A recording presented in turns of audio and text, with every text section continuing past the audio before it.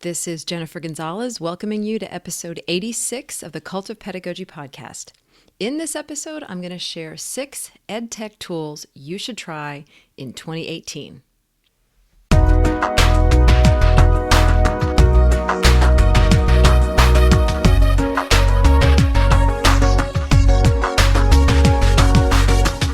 Around October of every year, while teachers are waist deep in curriculum, kids are thinking about what they're going to be for Halloween, and retail stores are already gathering steam for Christmas, I am thinking about one thing: technology. That's because every January I put out a fresh version of the Teacher's Guide to Tech, my uber fabulous directory of tech tools.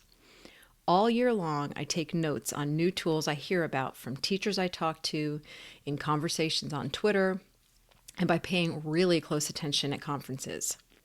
Then, from October through early January, I start figuring out which ones are going to make it into the guide. This year, I added 60 new tools, and I'm so excited to share them with you. As I have done every year since 2015, I'm going to shine a spotlight on 6 of the tools I added to this year's guide. They're not all brand new, but I think each one of them could make a real difference in the way your students learn or the things they produce. One of them is super trendy right now, but it deserves the attention. One of them takes you into the past in a way that can be breathtaking. 3 can be used in a dozen different ways and in all subject areas. And 1, I would bet money on this, you're going to want to try right away. Before we get started, I want to thank this episode's sponsor, Kiddom.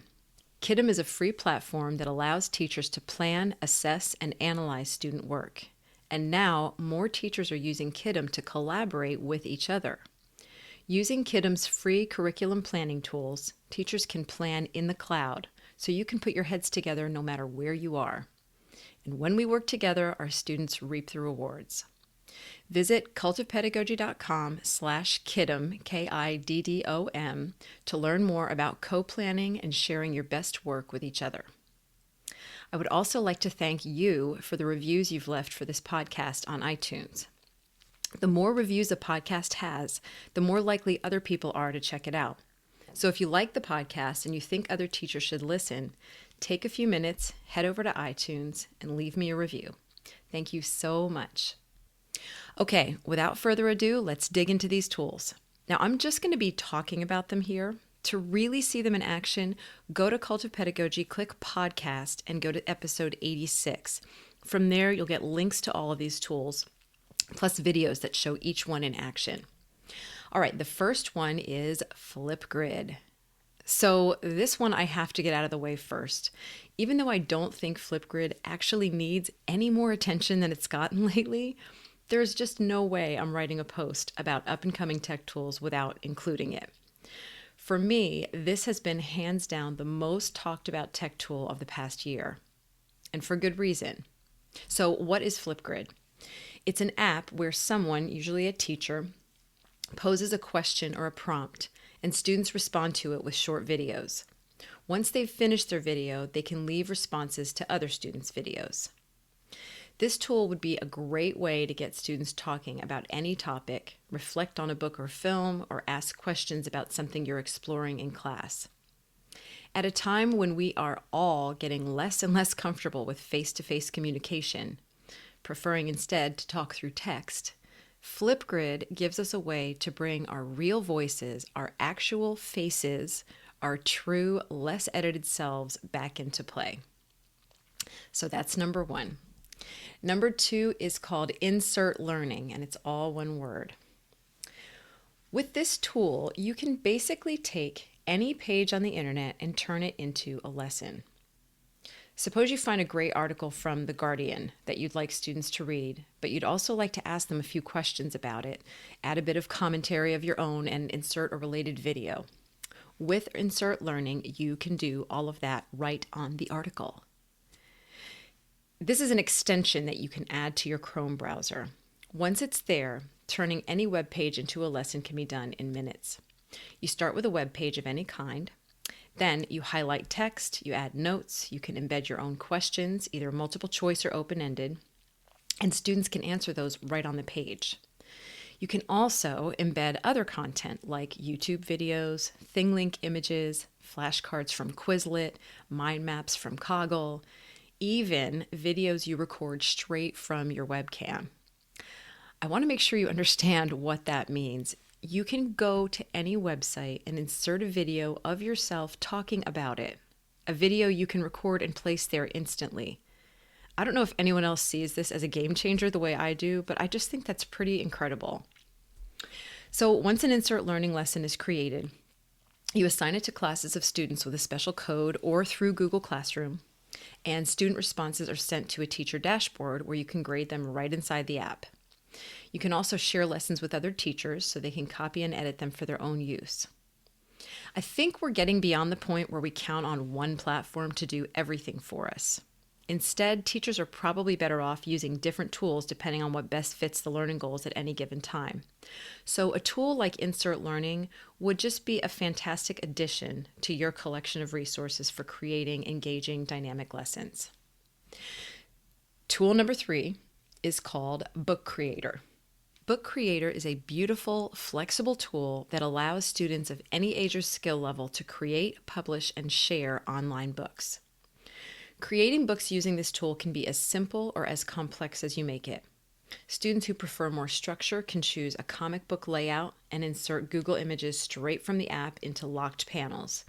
Those who want more flexibility can choose a completely blank page and upload their own artwork.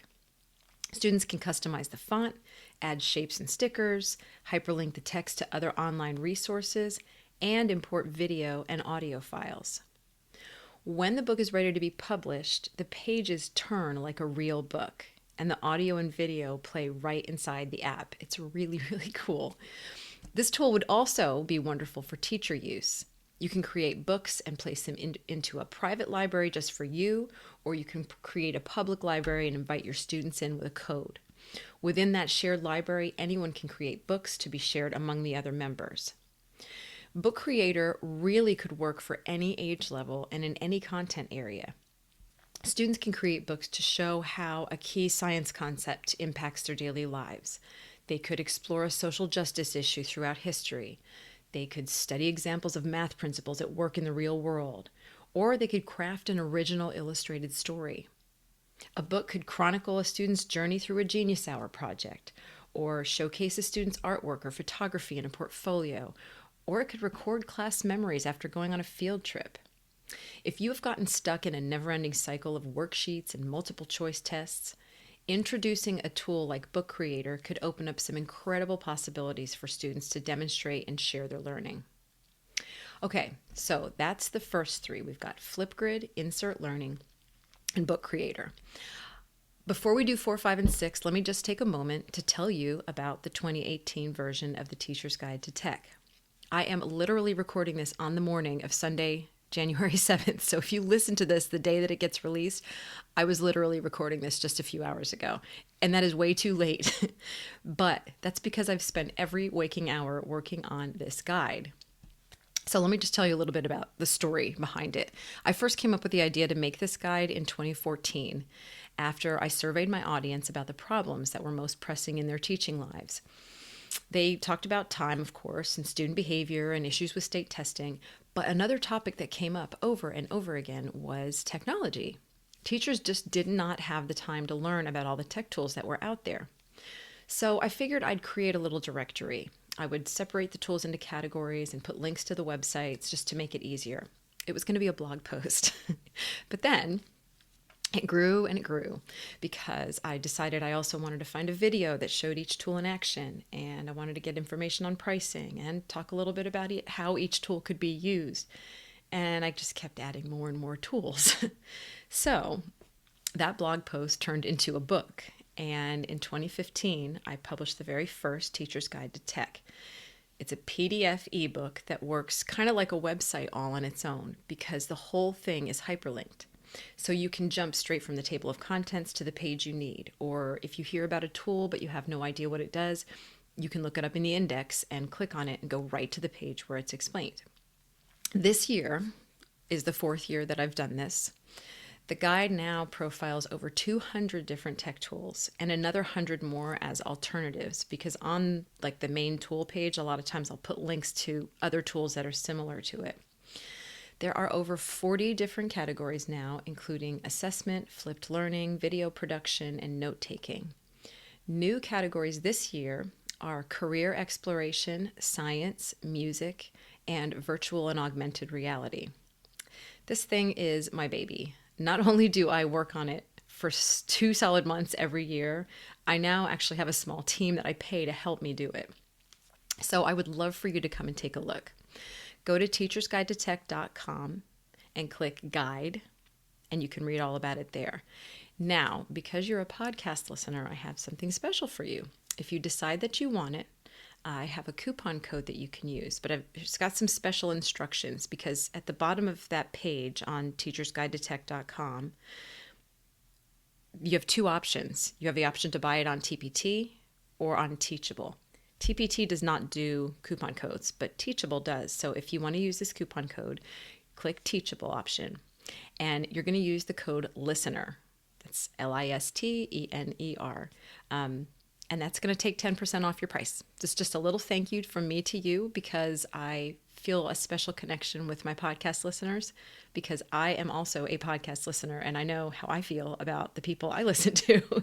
I feel like they're my buddies. So this is my special thank you to my buddies.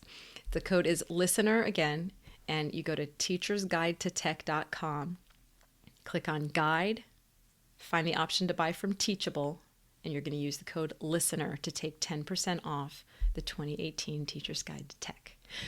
Okay, let us get back to the list now. Tool number 4 is Newseum Ed.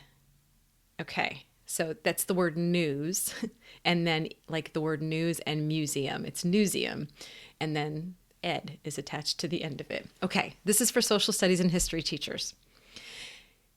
Newseum Ed is produced by Newseum, which is a news museum located in Washington, D.C. Newseum Ed houses an incredible online collection of primary sources, news artifacts, and lessons that help you teach media literacy, civics, and all aspects of the First Amendment, giving you and your students an up-close look at history.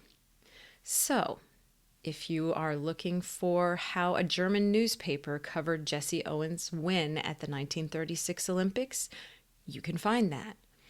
If you want the front cover of Life magazine that captured the very beginning of the 1965 March for Civil Rights in Selma, Alabama, they have that. If you'd like an image of Abe Lincoln without a beard, they have that too. The site gives you several ways to search for content. You can look by state, by century, by theme, by topic, by type of resource, and so on. Once you find something you'd like your students to use, like a map or a newspaper, you can share it with them using a URL that lasts for 2 weeks but can be renewed an unlimited number of times. Also, they have handouts that you can download and print and copy that go along with the resources. And everything has been aligned to NCSS, NCHS, NCTE, and Common Core standards. When I first saw this site, I thought about way back when the internet first became a thing that regular people used. Around the early 90s was when I first became aware of it. And I remember we used to talk about how theoretically you could go online and find just about any document you could think of. Like the whole Library of Congress would be on there.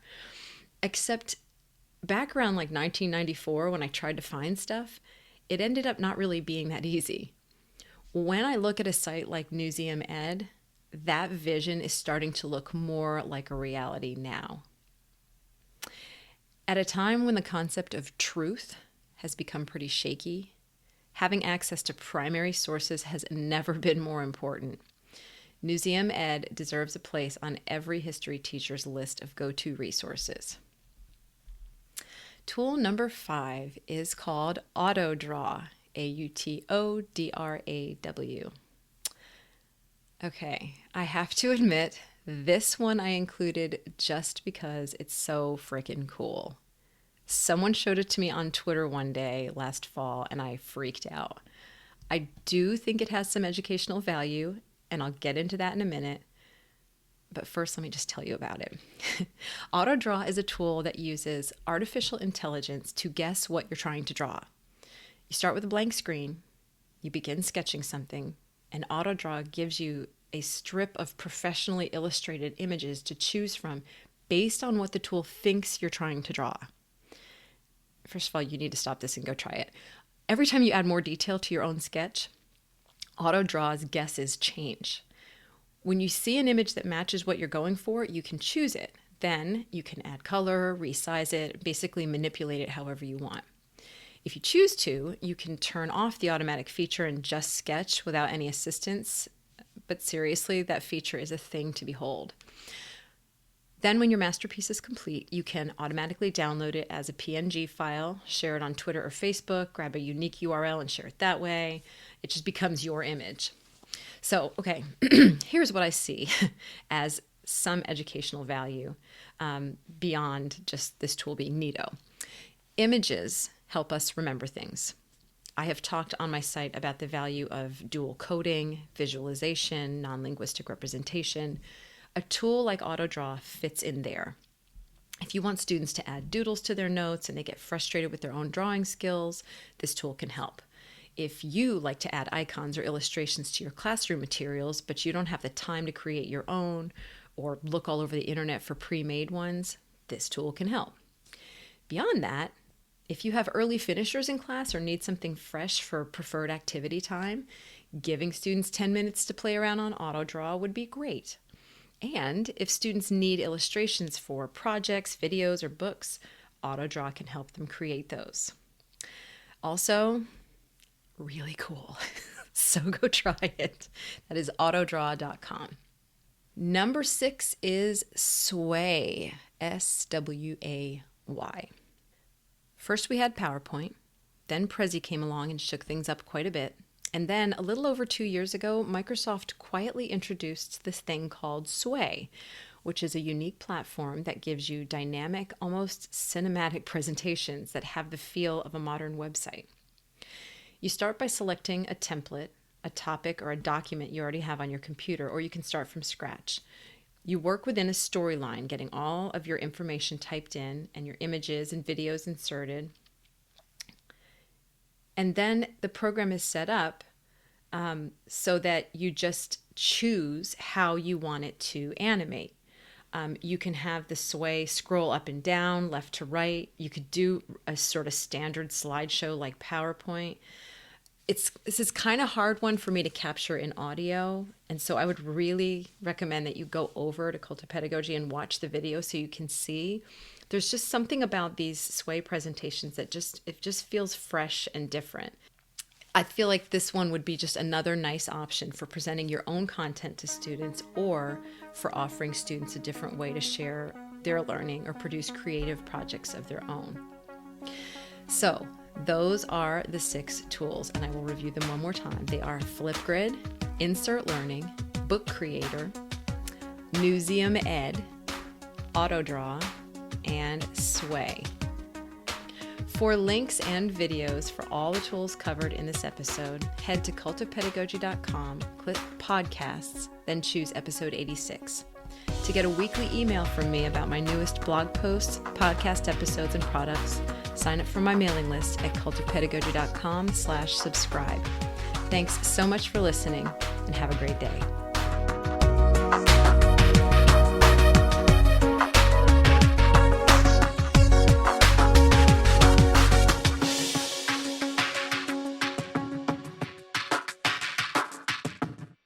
This podcast is a proud member of the Education Podcast Network.